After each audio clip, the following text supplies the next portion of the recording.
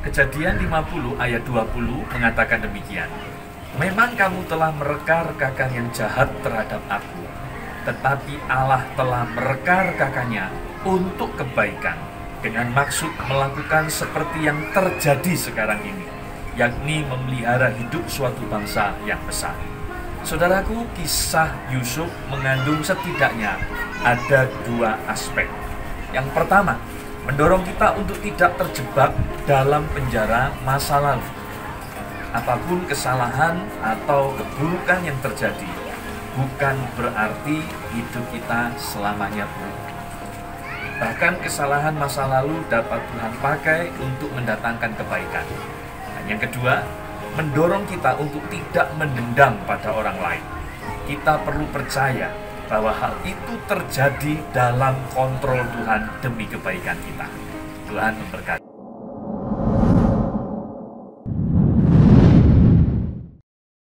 Praktek pembangunan konstruksi bangunan di zaman kuno, batu penjuru adalah batu fondasi utama yang ditempatkan di sudut konstruksi bangunan tersebut. Batu penjuru itu biasanya salah satu yang terbesar, paling padat, dan yang paling hati-hati ditempatkan dari apapun lainnya dalam fondasi bangunan tersebut. Yesus menggambarkan dirinya sebagai batu penjuru di atas mana gerejanya akan dibangun. Satu tubuh Kristus yang terdiri dari persatuan orang-orang yang percaya kepadanya, di mana Kristus adalah kepala dan orang-orang percaya adalah anggota-anggota tubuhnya, baik orang Yahudi maupun orang non-Yahudi. Tuhan Yesus memberkati. Salam pemenang.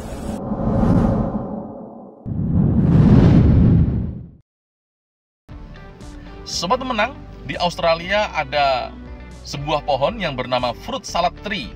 Dan pohon ini bisa menghasilkan 3-7 macam jenis buah di dalam satu pohon. Hal ini terjadi karena campur tangan manusia yang mencangkokkan berbagai macam jenis pohon ke dalam satu pohon itu, sehingga bisa dihasilkan berbagai macam jenis buah. Dan diri kita ini juga seperti itu. Manusia lama kita tidak bisa menghasilkan apapun kecuali cuma satu, yaitu dosa. Dan karena itu kita butuh campur tangan dari pihak yang lain, yaitu dari Roh Kudus yang mencangkokkan buah Roh Kudus ke dalam hati kita, ke dalam hidup kita, sehingga kita bisa menghasilkan berbagai macam jenis buah, yaitu dari Roh Kudus. Ada sukacita, ada kasih, damai sejahtera, kesabaran, kemurahan, kebaikan, kesetiaan, kelemah lembutan, dan penguasaan diri. Buah Roh Kudus ini yang berbagai macam jenisnya ini bisa kita miliki dan dinikmati oleh banyak orang. Itu yang paling penting, supaya hidup kita ini menjadi berkat. Jangan sampai buah Roh Kudus yang berbagai macam jenisnya itu tidak dapat dinikmati orang. Jangan-jangan malah buah itu menjadi busuk. Karena itu jadilah berkat bagi hidup orang lain. Salam pemenang. Tuhan selalu menolong. Yesaya 41 ayat 13, sebab aku ini Tuhan Allahmu, memegang tangan kananmu dan berkata kepadamu, janganlah takut, akulah yang menolong engkau. Saudaraku, di masa pandemi seperti ini, ketika kita mengalami kesulitan hidup, kesulitan ekonomi, masalah di dalam keluarga, seringkali timbul pertanyaan di dalam hati. Sanggupkah Tuhan menolongku? Bagaimana cara Tuhan memenuhi kebutuhanku? Namun kita pegang teguh janji firman Tuhan ini, bahwa Tuhan bersedia dan siap untuk menolong kita, apapun kesulitan yang kita hadapi. Tuhan memberkati.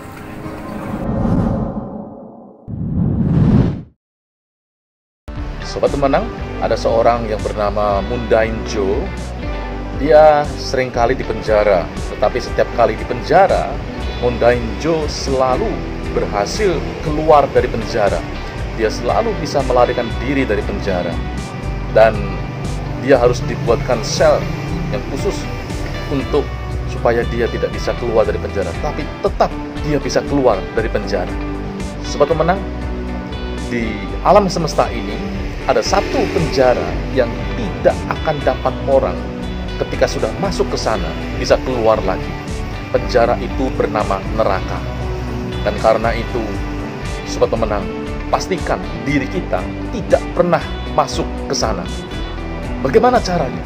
Percayalah kepada Tuhan Yesus Kristus, karena hanya Dia, Tuhan Yesus Kristus, yang telah mengalahkan maut, yang telah memegang kunci maut dan alam maut. Dan kepada siapa yang percaya kepada Tuhan Yesus, dia tidak akan mendapat hukuman kekal. Karena itu percayalah kepada Tuhan Yesus Kristus. Salam pemenang.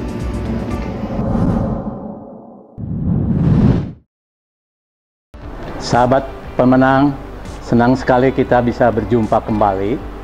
Dan kali ini saya ingin berbicara tentang ungkapan yang banyak orang biasa ucapkan, yaitu seeing is believing. Artinya kalau melihat baru percaya.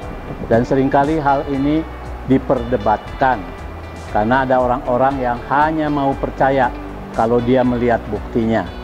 Tapi Alkitab tidak mengajarkan seperti itu.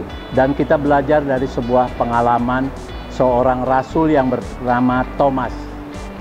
Jadi kawan-kawannya waktu itu sudah bertemu dengan Tuhan Yesus ketika dia sudah bangkit dari kematian.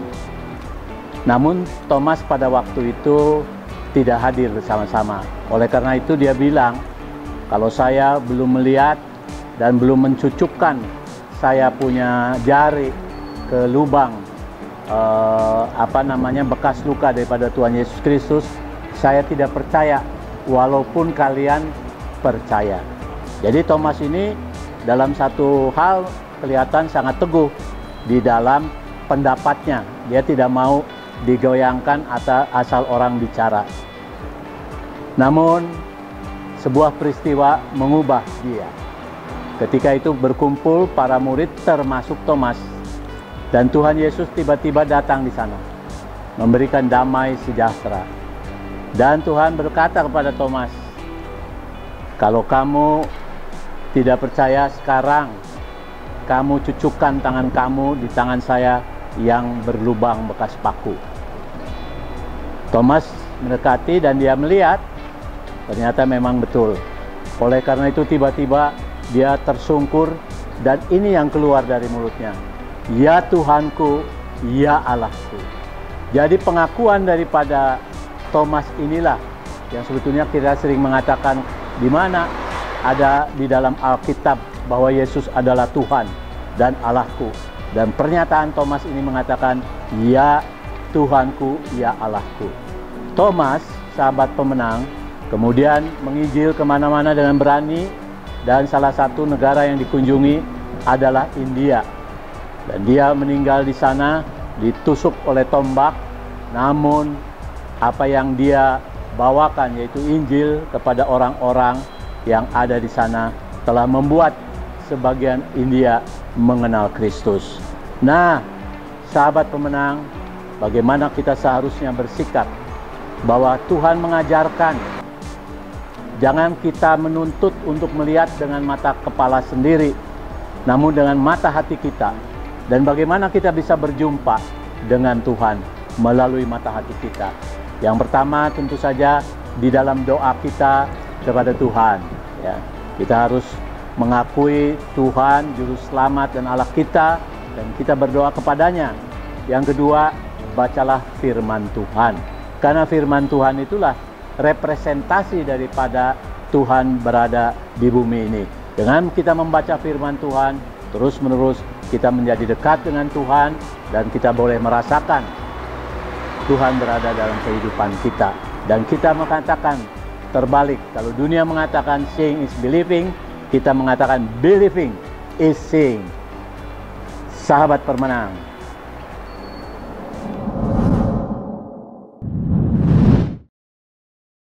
Sobat pemenang, ada seorang wanita keturunan Jepang yang bernama Saki Tamogami.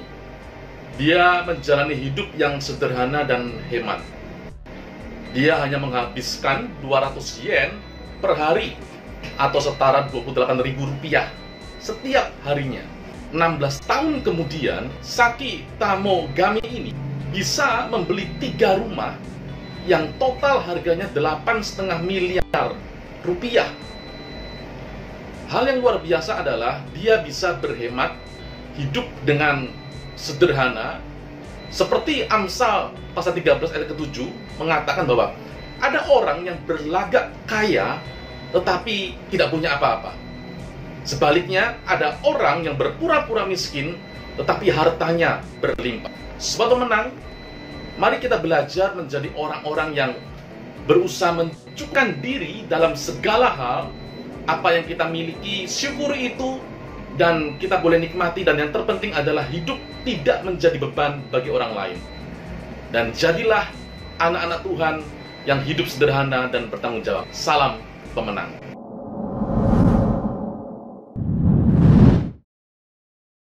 Sahabat pemenang, kita jumpa lagi. Dan kali ini Opa ingin berbagi tentang suatu hal yang kita semua berkenaan dengannya, yaitu roh surgawi dalam tubuh jasmani. Bagaimana kita bisa mengerti ini, sahabat pemenang? Dikatakan bahwa Adam itu memiliki tubuh jasmani, tapi dia juga jiwaninya adalah jiwani duniawi.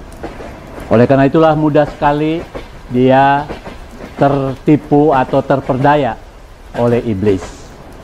Nah, di dalam Kristus kita diberikan manusia sorgawi dalam tubuh jasmani kita. Lalu bedanya apa? Tentu kita bertanya. Bedanya adalah bahwa dengan kita menerima Kristus sebagai Tuhan dan Juru Selamat, Dia ada di dalam kita, dan Dialah yang menuntun dengan Roh Kudus-Nya apa yang Tuhan inginkan bagi hidup kita, apa yang kita harus lakukan dalam hidup kita, dan kita bisa menerimanya karena kita ada di dalam Tuhan, ada Roh Tuhan di dalam tubuh jasmani kita, sehingga kita melakukan dalam kehidupan ini dengan tolok ukur, dengan patokan-patokan yang Tuhan berikan kepada kita, dan itu sesuatu yang menuntun kita sendiri juga untuk memberi kesaksian kepada orang-orang bagaimana hidup di dalam roh sorgawi walaupun tubuh kita masih tubuh jasmani kita. Nah, ada firman Tuhan yang mengatakan begini, karena kewargaan kita adalah di dalam sorga, dan dari situ juga kita menantikan Tuhan Yesus Kristus sebagai Juru Selamat.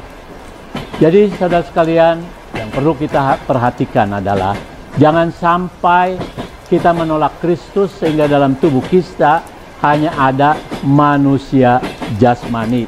Tuhan mengatakan di dalam Filipi pasal 3 ayat 19, kesudahan mereka ialah kebinasaan, Tuhan mereka ialah perut mereka, kemuliaan mereka ialah aib mereka, pikiran mereka semata-mata tertuju kepada perkara-perkara duniawi. Oleh karena itulah sahabat pemenang, kita menyerahkan diri kita kepada Tuhan, mengundang dan membiarkan Roh Kudus-Nya menguasai tubuh jasmani kita, sehingga walaupun kita masih memiliki tubuh jasmani ini, tetapi manusia rohani kita, manusia sorgawi kita yang berjalan menuntun kita dalam kehidupan ini. Salam pemenang.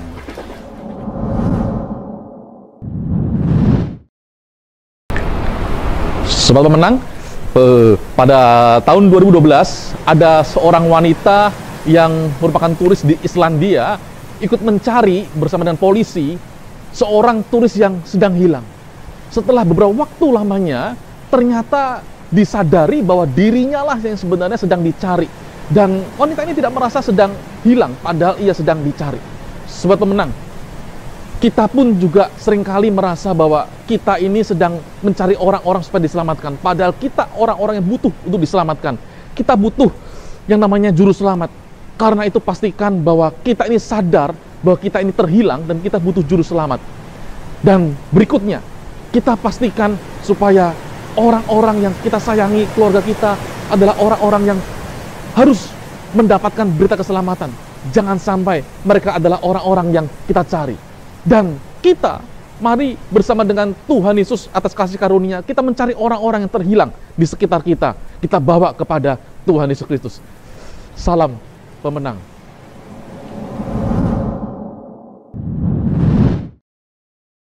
Kali ini saya mau berbicara tentang tujuan kehidupan kita. Ya, kita mengenal sekarang ini kalau kita mau pergi ke satu tempat, pakai GPS, Global Position System, yang pakai satelit. Jadi kita bisa tahu posisi kita dan posisi tujuan yang kita akan pergi. Dan tinggal kita memilih mau menggunakan alat kendaraan apa, atau kita mau jalan kaki. Sehingga kita bisa tiba di tempat tujuan pada waktunya, sesuai dengan perhitungan yang kita bisa dengan mudah memperoleh di perlengkapan alat-alat untuk menjangkau satu tempat. Tapi bagaimana dengan kehidupan kita? Apakah kita masing-masing mempunyai alat akan tiba di mana pada akhir dari kehidupan ini? Tentu saja kita tidak bisa menggunakan GPS. Tetapi dari firman Tuhan kita bisa belajar, ya, bahwa kehidupan ini ditentukan bagaimana ketika kita berada di dunia, dan itu akan menghantar kita kepada sebuah tujuan kekal. Ya. Ayat firman mengatakan dari Mazmur 32:8 sampai 11. Yang saya bacakan, aku hendak mengajar dan menunjukkan kepadamu jalan yang harus kau tempuh. Aku hendak memberi nasihat, mataku tertuju kepadamu. Janganlah hendak memberi nasihat, mataku tertuju kepadamu. Janganlah seperti kuda atau begal yang tidak berakal, yang kegirangannya harus dikendalikan dengan tali les dan kekang. Kalau tidak, ia tidak akan mendekati engkau. Banyak kesakitan diderita orang fasik, tapi orang percaya kepada Tuhan dikelilinginya dengan kasih setianya. Bersukacitalah dalam Tuhan dan bersorak-soraklah, hai orang-orang benar. Bersorak-sorailah orang-orang jujur. Jadi melalui firman Tuhan, kita meyakini kita memperoleh GPS dalam hidup kita, dan kita terus dibimbing oleh Tuhan sehingga tiba pada satu tempat kekal. Di sana kita akan berdiam bersama-sama dengan Tuhan. Salam pemenang.